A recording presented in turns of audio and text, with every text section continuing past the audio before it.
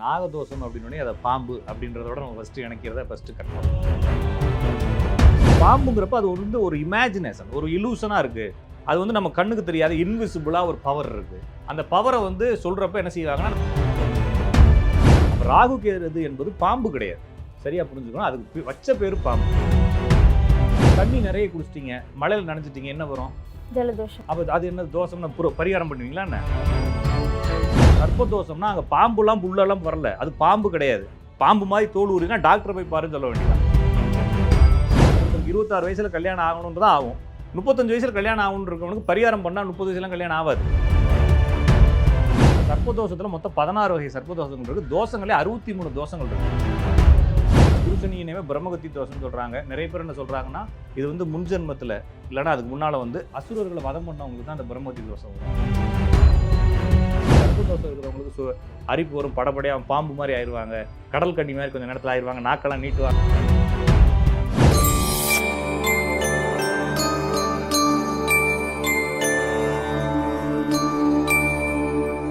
Temple express நேயர்களுக்கு வணக்கம். நாகதோஷம், களத்திர தோஷம், செவ்வாய் தோஷம்னு நிறைய தோஷங்கள் இருக்கு. இந்த தோஷங்களால மனுஷ வாழ்க்கையில என்னெல்லாம் மாற்றம் ஏற்படும், இதை பத்தி நிறைய விஷயங்கள் கேட்டு தெரிஞ்சுக்க போறோம். நம்ம கூட இன்னைக்கு ராஜநாடி கா பார்த்திபன் சார் இருக்காங்க. வணக்கம். வணக்கம். டெம்பிள் எக்ஸ்பிரஸ் நேயர்கள் அனைவருக்கும் வணக்கம். சார், நான் சொன்ன மாதிரி நிறைய தோஷங்கள் இருக்கு. இப்போ நாகதோஷம், செவ்வாய் தோஷம், ராகு கேது தோஷம் நிறைய சொல்றாங்க. இதுவும் வந்து நான் நிறைய வீடியோஸ்ல பார்த்துருக்கேன், சில பேர் சொல்லி கூட கேள்விப்பட்டிருக்கேன். இந்த எக்ஸ்ட்ரீமா ஒரு நாகதோஷம் இருக்கு அப்படின்னா அவங்களுக்கு மேலெல்லாம் வந்து அந்த நாகத்துக்கு எப்படி தோல் உரியுதோ அதே மாதிரி அவங்களுக்கும் அந்த மாதிரி சிம்டம்ஸ்லாம் ஏற்படுது அப்படின்னு சொல்றாங்க. இதை பத்தி நீங்க என்ன சொல்றீங்க? நாகதோஷம் அப்படின்னே அதை பாம்பு அப்படின்றதோட நம்ம ஃபஸ்ட்டு இணைக்கிறத ஃபஸ்ட்டு கட் பண்ணணும். ஒரு டயத்தில் வந்து ஒரு சில விஷயங்களை புரிய வைக்க முடியாது. இப்போ உங்களுக்கு சந்திரன் எங்கே இருக்குது சுற்றுது அப்படின்னு சொன்னால் உங்களுக்கு புரியும் இல்லைங்களா? ஏன்னா நீங்கள் சயின்ஸ் புக்கில் படிச்சிருக்கிறீங்க. சந்திரன் ஒரு துணைக்கோள் இருக்குது, துணைக்கோள் சந்திரன் அப்படின்னு எழுதி படிச்சிருக்கீங்க. அதுக்கு படமெல்லாம் போட்டிருப்பாங்க, பூமி இப்படி சுற்றி வருதுன்னு. நம்ம சயின்ஸு ப்ராக்டிக்கல் ரூம்பு இல்லை மாதிரி இந்த பிர்லா கோளரங்கங்கள் இது மாதிரி நிறைய இடங்களுக்கு போனீங்கன்னா அந்த பூமி மாதிரி உருண்டையாக இருக்கும். பூமி என்பது கோள வடிவம், அதை இன்னொரு கோளமாகிய துணைக்கோள் சந்திரன் சுற்றி வருகிறதுன்றதெல்லாம் நீங்கள் புரிஞ்சுருக்கீங்க, படிச்சிருக்கீங்க. அப்போ வந்து உங்களுக்கு சந்திரன் அங்கே இருக்குன்னா உங்களுக்கு இமேஜின் பண்ண தெரியும். ஒரு 200 வருஷத்துக்கு முன்னால் மக்கள் அதை படிக்கலை. ஆனால் சந்திரன் இருக்குது அவங்களுக்கு தெரியாமல் இல்லை, ஆனால் வேறு மாதிரி புரிஞ்சுருப்பாங்க. சந்திரன் இருக்குது அப்படிங்கிறப்ப சந்திரன் எப்படி இருக்கும் அதை இமேஜின் பண்ணுறதோ இல்லைனா படம் வரைஞ்சு காட்டுறதோ அது இல்லாமல் இருக்கலாம் பொதுவாக. அது அப்போ கோள்களை என்ன சொல்லுவாங்க அவங்கன்னா கடவுள்னு நினச்சிக்குவாங்க. ஏதோ ஒரு லைட்டு வருது, ஒரு இங்கிலீஷ் படத்தில் தங்க புஷ்பம்னு சொல்லிட்டு ரத்த புஷ்பம்னு சொல்லிட்டு நெருப்புக்கு ஒரு பேர் வச்சு சுற்றிட்டு இருப்பாங்க. அது மாதிரி இது என்னென்னா அது தீ அப்படிங்கிறத புரியாததுனால அவங்க அந்த அந்த அந்த காட்டில் இருக்கவங்க கூட தங்க புஷ்பம்னு பேர் வச்சு சுற்றிட்டு இருப்பாங்க. அது மாதிரி இந்த ராகு கேது அப்படிங்கிறது ஒரு ஒரு புள்ளி, ஓகேங்களா, ஒரு பாயிண்ட்டுன்னு சொல்கிறாங்க. எதனுடைய பாயிண்ட் அப்படின்னா சந்திரன் என்ற கிரகம். இப்போ நீங்கள் பூமி, நான் சூரியன் வச்சுக்கோங்களேன். நம்மளுக்கு இடையில சந்திரன் வந்துச்சுன்னா என்னுடைய வெளிச்சம் பூமி மேலே படாமல் போயிடும். ஒருவேளை உங்களுக்கு பேக் சைடு சந்திரன் வந்துச்சுன்னா உங்களுடைய நிழல் வந்து சந்திரன் மேலே பட்டு சந்திரன் உங்களுக்கு ஒளியிலேருந்து தெரியும். இது வந்து அமாவாசை பௌர்ணமி கிரகணம்னு சொல்கிறாங்க. ஆனால் ஒவ்வொரு அமாவாசையுமே ஒவ்வொரு பௌர்ணமியுமே சந்திரன் முழுக்க மறைக்கணும், ஆனால் பூமி மறைக்கிறது இல்லை. வருஷத்துக்கு 4 கிரகணம் தான் நடக்குது. அப்போ இதுக்கு காரணம் என்ன? சந்திரன் நடுமையத்தில் இல்லாமல் மேலே தூக்கிட்டோ கீழே இறக்கிட்டோ இருக்குது, நம்மளுடைய சென்ட்ரல் பாயிண்ட்டுக்கு மேலே. இது வந்து ஆசிலேஷன்லேயே இருக்குது. 5 டிகிரி மேலே 5 டிகிரி கீழே ஆடிக்கிட்டே இருக்குது. ஏன்னா அதனுடைய பாத் வந்து இப்படி ஒரு மாதிரி வாப்ளிங் ஆகிட்டே இருக்குன்னு வச்சுக்கோங்களேன். அப்போ இந்த சந்திரன் சில நாள் மேலே இருக்குது, சில நாள் கீழே இருக்குது, அப்படியே வாப்ளிங் ஆகிட்டே இருக்குது. ஒரு சில நாள் என்ன ஆகுதுன்னா நடுவில் வந்து நின்றுது. இந்த நடுவில் வந்து நிற்கக்கூடிய காலத்தை ராகுன்னு பாயிண்ட் பண்ணுறாங்க. அப்போ ராசி கட்டத்தில் சூரியன், சந்திரன், பூமி ஒரே நேர்கோட்டுக்கு வருது. ஒரே நேர்கோடுன்றது நான் இந்த நேர்கோடு இல்லாமல் சைடு வியூலேருந்து பார்க்குறப்ப அது மேலேயா கீழேயா இருக்குது. இப்போ இப்படி ஒரு கோடு போட்டோம்னா அதே இங்கே தான் இருக்கும் சந்திரன். அப்போ மேலேருந்து பார்க்குறப்ப ஒரே கோட்டில் தான் இருக்கும். ஆனால் சைடுலேருந்து பார்க்குறப்ப சந்திரன் மேலே இருக்கும், சில சந்திரன் கீழே இருக்கும். நடுவில் வரக்கூடிய காலம் எதுன்றதை தான் ராகுன்னு சொல்கிறாங்க. அப்போ நம்ம டாப் வியூவில் தான் ஜாதகத்தில் பார்க்குறோம், சைடு வியூவில் பார்க்குறதில்ல. அந்த சைடு வியூ தான் தசாபுத்தி அதுன்னு சொல்கிறாங்க. நிறைய ஜோசியர்களுக்கு தெரியாது. இப்போ என்னென்னா டாப் வியூவில் தான் கட்டங்கள் எழுதுறாங்க. சைடு வியூ போகிறப்ப இந்த சந்திரன் மேலேயா கீழேயா ஆடிக்கிட்டு இருக்குது.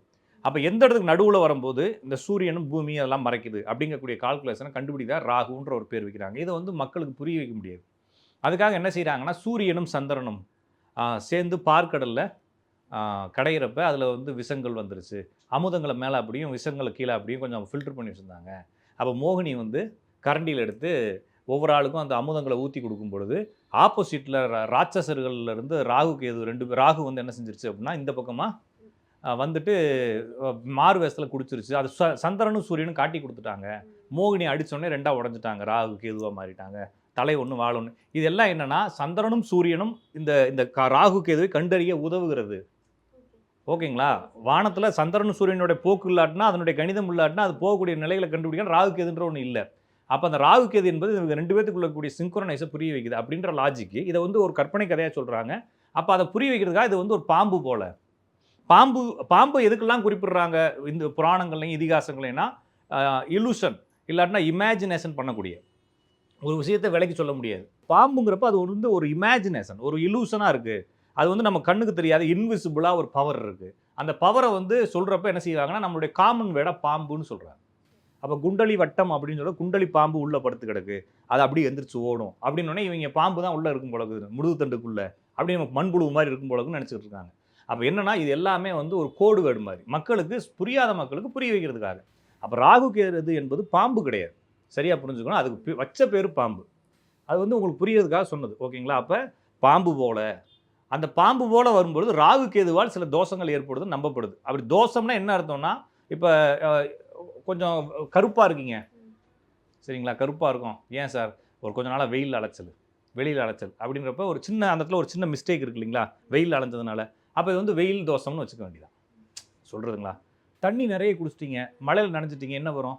ஜலதோஷம். அப்போ அது என்ன தோஷம்னு பரிகாரம் பண்ணுவீங்களா என்ன இல்லைங்களா? அப்போ ஜலதோஷம் ஜலத்தினால் வரக்கூடிய ஒரு குற்றம், ஒரு உடம்பு பிரச்சனை, ஜலதோஷம் ஜலத்தினால் வரக்கூடியது. அப்போ சந்தோஷங்கிறது என்னது? அதுவும் தோஷம்தான். அது அளவு மிகுந்த மகிழ்ச்சி வந்து தோஷமாக மாறி சந்தோஷம், உண்மைன்றதான் சன். அப்போ சந்தோஷம் நம்ம உண்மை நிலைக்கு போகும்போது சந்தோஷம் வருது. ஓகேங்களா? அப்போ தோஷம் என்பது ஒரு சின்ன மிஸ்டேக்னு அர்த்தம், இல்லைன்னா ஒரு சின்ன அப்நார்மல்னு அர்த்தம். ஓகேங்களா? அப்போ ஒரு மனிதனுக்கு ஜாதத்தில் இருக்கக்கூடிய அப்நார்மலை குறிப்பிடுறது எது அப்படின்னு பார்க்குறப்ப பாரம்பரிய ஜோசியம்னு சொல்லக்கூடிய வேதிக் அஸ்ட்ராலஜின்னு சொல்லக்கூடிய ஸ்தான பலங்கள் அப்படிங்கிறதுல லக்னம் அப்படிங்கிறது ஜாதகரை குறிப்பிடுது. சரிங்களா? 2ஆம் இடம் என்பது ஜாதகருடைய குடும்பத்தை குறிக்கிறது. 7ஆம் இடம் என்பது ஜாதகருடைய மனைவியை குறிக்கிறது, இல்லைன்னா கணவனை குறிக்கிறது. 7ஆம் இடத்துக்கு 2ஆம் இடம்ங்கிறது அவங்களுடைய குடும்பம். அப்போ 2 பேருடைய குடும்பமும் 1, 2, 7, 8 இந்த பாவங்களில் ராகு கேது இருந்தால், அப்போ ராகு கேது எங்கே ஏறி உட்காந்தாலும் அதில் ஒரு சின்ன மிஸ்டேக்கை கொடுக்குன்றது நம்பிக்கை ஜோசியத்தில் இருக்கிறதுனால இந்த பாவங்களில் அந்த கிரகம் ஏறி உட்காந்துச்சுன்னா அதை வந்து என்ன சொல்கிறாங்கன்னா சர்ப்பதோஷம்னு சொல்கிறாங்க. அப்போ சர்ப்பதோஷம்னா அங்கே பாம்புலாம் புல்லெல்லாம் வரல, அது பாம்பு கிடையாது. பாம்பு மாதிரி தோல் ஊறினா டாக்டரை போய் பாருன்னு சொல்ல வேண்டியதான் இல்லைங்களா? ஸ்கின் அலர்ஜியை கொண்டு வந்து அதோட அது வேற. அப்போ ராகு கேது இந்த பாவங்களை கெடுத்துள்ளது. அவள் என்ன பாவத்தை கெடுத்துருக்குன்னா லக்னத்தை கெடுத்துருக்கு, ஜாதகருடைய குணநலன்களை கெடுத்துருக்கு, 2 கெடுத்துருக்கு, குடும்ப வாழ்க்கையை கெடுத்துருக்கு அப்படின்னு நம்பப்படுதே தவிர அப்போ கெடுத்துருக்குன்னா என்ன செய்யுது, ஃப்ரிட்ஜில் தூக்கி வைக்கிறது அப்படிலாம் இல்லை. அது கெட்டு போயிருக்குன்ற மீன்ஸு அது கொஞ்சம் டிலே ஆகலாம். அதானே இப்போ வந்து ஒரு ஒரு ஒரு ஒரு எக்ஸாம் எழுதுகிறோம், ஃபெயில் ஆகிட்டோம் அப்படின்னா என்னென்னா இன்னொரு எழுதி பாஸ் ஆகிக்கலாம், கொஞ்சம் டிலே ஆகும், அவ்வளோதான். நான் வேலைக்கு செய்கிறது டிலே. அது மாதிரி இந்த மாதிரி இல்லை பாவங்களில் 2ல் போய் ராகுவோ கேது உட்காந்துச்சுன்னா குடும்ப வாழ்க்கையில் சின்ன சின்ன டிஸ்டர்பன்ஸ் வரும். அது நார்மலாக இருக்கணும்னு விட இவனுக்கு கொஞ்சம் பிரச்சனையாக இருக்கும். 7ல் இருந்துச்சுன்னா கொஞ்சம் கல்யாணம் தாமதமாகும் அப்படின்னு நம்பப்படுதே தவிர இதை தோஷம்ன்ற மாதிரி. அப்போ என்ன சொல்கிறாங்கன்னா மொத்தம் 12 சர்ப்ப தோஷங்கள் இருக்குது. 12ல் வந்து கார்கோடகம், ஆதிசேஷம் இப்படின்னு சொல்லிட்டு ஒவ்வொரு பாவத்திலையும் இருக்கிறதுக்கு ஒவ்வொரு பேர் இருக்குது. அப்போ பாம்பு பேராக வச்சு வரிசையாக 12 ராசிகள். அப்போ லக்னத்தில் ராகு கேது இருந்தால் தோஷம், 2ல் ராகு கேது இருந்தால் தோஷம், 3ல் ராகு கேது இருந்தால் தோஷம், 4ல் மொத்தம் 12 கட்டத்துக்கும் ராகு கேது இருந்தால் தோஷம்ன்ற பேர் இருக்குது. ஒவ்வொரு தோஷங்களும் ஒவ்வொரு மாதிரி பிரச்சனைகளை கொடுக்குது. அப்போ இது வந்து இது வந்து தோஷம்ன்ற மீன்ஸ் நான் சொல்கிறது மாதிரி இது வந்து பெருசாக உங்களுக்கு பூஜை பண்ணணும், பரிகாரம் பண்ணணும், யாகமெல்லாம் வளர்த்து சரி பண்ணணுன்றது கிடையாது. இப்போ எனக்கு வந்து ஒரு 30 வயசில் கல்யாணம் ஆகுன்னு இருக்குன்னா 25 வயசு டெம்ப்ளேட் இல்லைங்களா? இப்போ ஒரு இடத்துக்கு போகிறீங்க, 42ஆம் நம்பர் சட்டை கொடுங்கங்கிறீங்க, அப்படியே தூக்கி போட்டோன்னா எனக்கு என்ன ஆகாது, சூட் ஆகாது. நான் பெர்ஃபெக்டாக இருந்தேன்னா சூட் ஆகும். ஒருவேளை எனக்கு வயிறு இவ்வளோ பெருசாக இருக்குது, நெஞ்சு இவ்வளோ பெருசாக இருக்குன்னா கொஞ்சம் சூட் ஆகாது. அப்போ என்ன செய்யணும்னா கொஞ்சம் அட்ஜஸ்ட் பண்ணிக்கிறோம். இந்த இடம் கொஞ்சம் லூஸாக இருக்குது, டைட்டாக இருக்குன்னு சொல்கிறது மாதிரி டெம்ப்ளேட்டுங்கிறது ஒரு 26 வயசில் ஒரு ஆணுக்கு கல்யாணம் இருந்துச்சுன்னா இவனுக்கு ஒரு 29 ஆகும், 30 ஆகும். இவ்வளோதானே தவிர இதை சரி பண்ண முடியாது. ஒருத்தருக்கு 26 வயசில் கல்யாணம் ஆகணுன்றது தான் ஆகும். 35 வயசில் கல்யாணம் ஆகணுன்னு இருக்கவனுக்கு பரிகாரம் பண்ணால் 30 வயசுலாம் கல்யாணம் ஆகாது.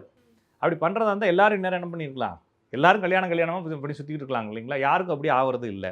அதேமாதிரி 2வது கல்யாணம் பண்ணணும்னா என்ன ஆகும் அப்படின்னா 2வது கல்யாணம் ஆகும். அப்போ முருகன் கோயிலுக்கு போங்கன்னு சொல்கிறாங்க. 2வது கல்யாணம் ஆகிறது குடும்ப வாழ்க்கை பிரச்சனை. முருகனுக்கு எத்தனை கல்யாணம்? அப்போ யார்கிட்ட போனால் அங்கேயே 2 கல்யாணம்.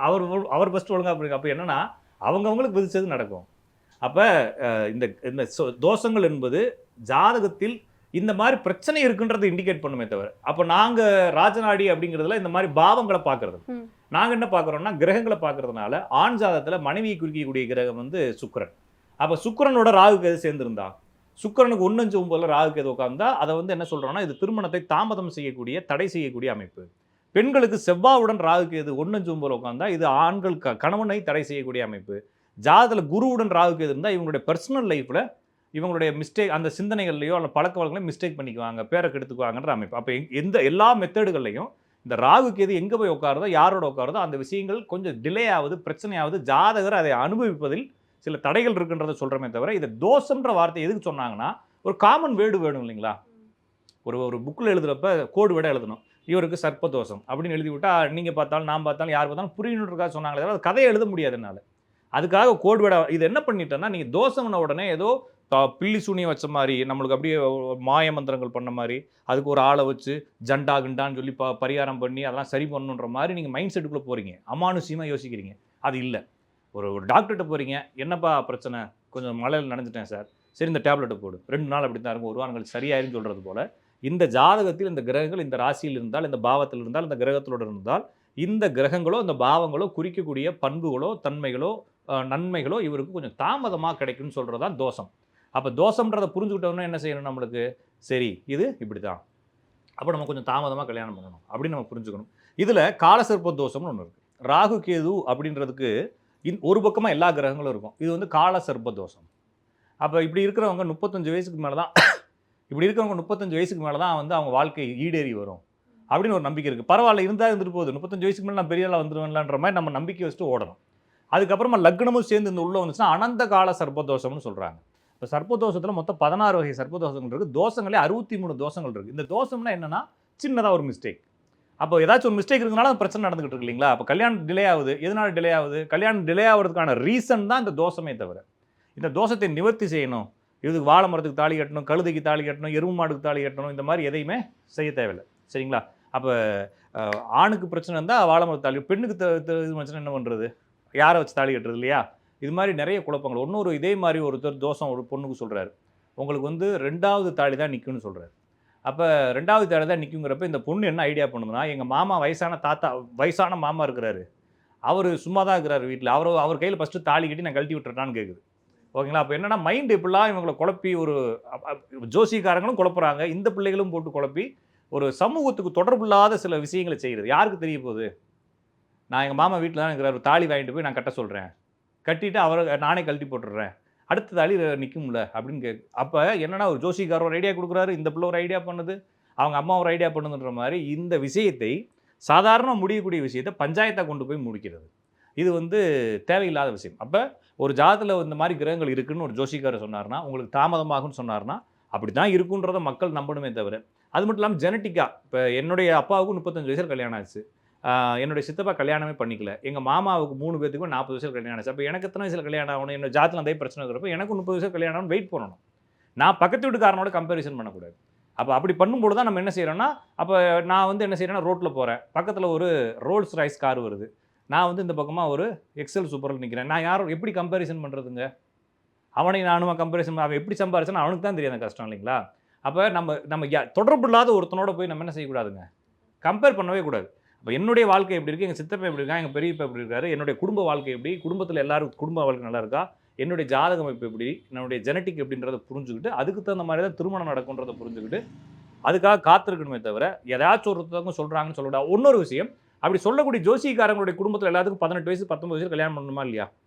அப்படி ஏதாச்சும் நடந்துச்சான்னு பாருங்கள். உங்களுக்கு ஒரு ஜோசிக்காரர் ஐடியா கொடுத்தாருன்னா அவருடைய குடும்பத்தில் சண்டை கண்டை நடக்குதா, அடிச்சுக்கிறீங்களா, எதுவும் டிவோர்ஸ் நடந்திருக்கா, அவங்க வீட்டில் எவனு செத்துருக்கிறானா, இவெல்லாம் கேட்டுட்டு அப்படி இல்லாட்டினா என்ன செய்யக்கூடாதுங்க, அவர் சொல்லக்கூடிய பரிகாரத்தை நம்ப கூடாது, அவர் சொல்லக்கூடிய பலனை நம்பலாம்.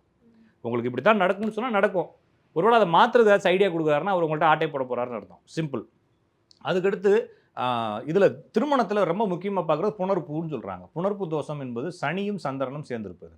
இது வந்து அதுவுமே உண்மை இல்லை. புணர்ப்புங்கிறது வந்து சிந்தனைகள் வேகமாக ஓடும், செயல்கள் கம்மியாக இருக்கும், அவ்வளோதானே தவிர இவங்க வெளிநாடுகளில் வாழ்வாங்க, பிரிஞ்சு வாழ்வாங்கன்ற நம்பிக்கை இருக்கே தவிர இதை வந்து நீங்கள் திருமணத்தோட போட்டு குழப்பிக்க தேவையில்லை. இதை விட மிக முக்கியமானது பிரம்மகத்தி தோஷம்னு சொல்லக்கூடிய குரு சனி இணைவு. குரு சனி இணைவை பிரம்மகத்தி தோஷம்னு சொல்கிறாங்க. நிறைய பேர் என்ன சொல்கிறாங்கன்னா, இது வந்து முன்ஜென்மத்தில் இல்லைனா அதுக்கு முன்னால் வந்து அசுரர்களை வதம் பண்ணவங்களுக்கு தான் அந்த பிரம்மகத்தி தோஷம் வரும்.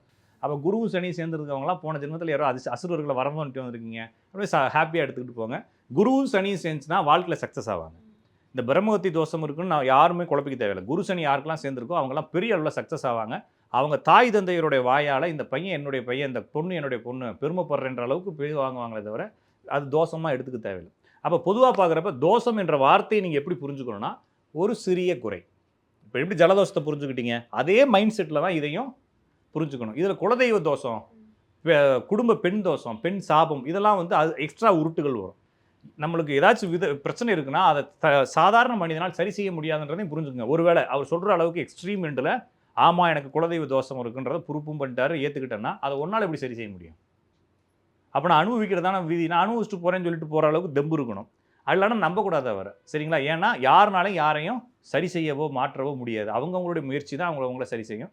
அதற்கு முயற்சி எடுப்பதற்கு ஜாதகத்தில் விதி இருக்கணும். இவ்வளோதானே தவிர எல்லாமே விதியினுடைய கட்டுப்பாட்டில் வந்து நிற்கிது. உங்களுக்கு பிரச்சனை நடக்கணும்னாலும், பிரச்சனை நிற்கணும்னாலும், பிரச்சனை சரியானாலும், நல்லது நடக்கணும்னாலும் எல்லாத்துக்கும் விதி தேவை.